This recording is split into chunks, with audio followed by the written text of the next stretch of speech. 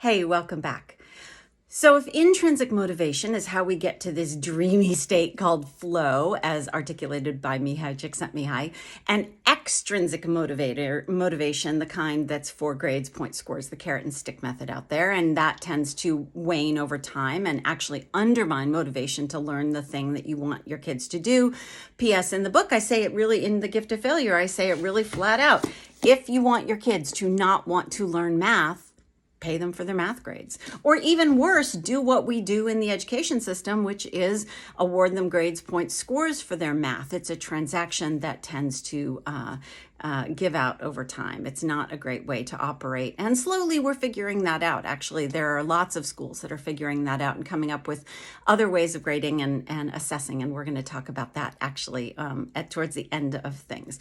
So if intrinsic motivation, and ideally if we can get there, this flow state is the holy grail for education because of the deep, durable learning and the engagement, how do we get there? Well, thank goodness there is a wonderful book by Edward Deci called Why We Do What We Do, The Science of Self-Motivation.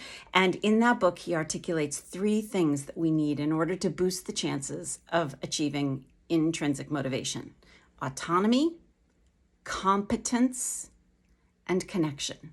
We're going to go into each one of these.